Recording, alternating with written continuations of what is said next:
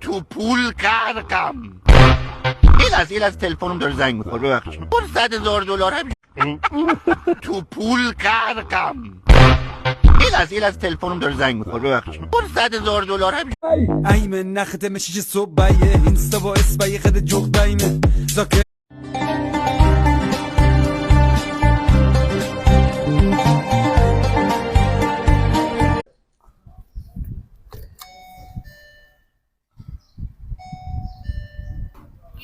منم. از روی این عکس‌ها باید تشخیص بدی پای چه حیوانی. این چیه؟ نمیدونم. این یکی چیه؟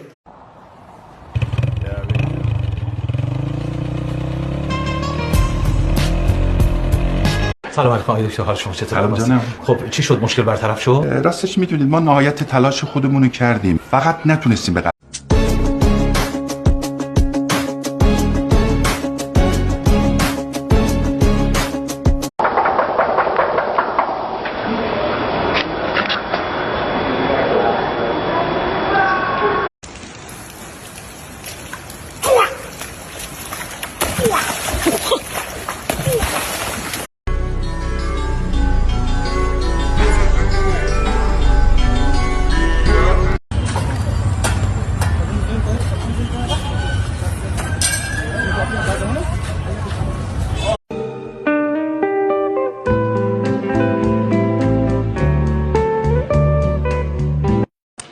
بیل کی این بیل قویه چیه؟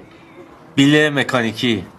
نه من چقدر نامردم. 5 سال گذشت و هنوز نمردم. دهانتو بیار بگی بابا.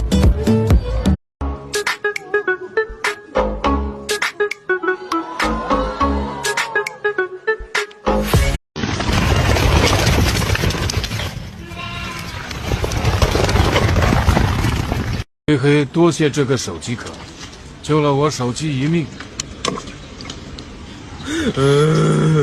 عاشق شدی؟ بله. کی؟ چند بار اولا؟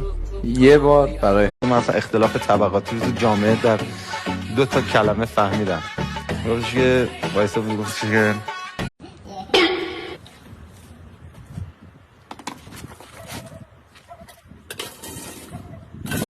شما تحصیلاتتون چیه؟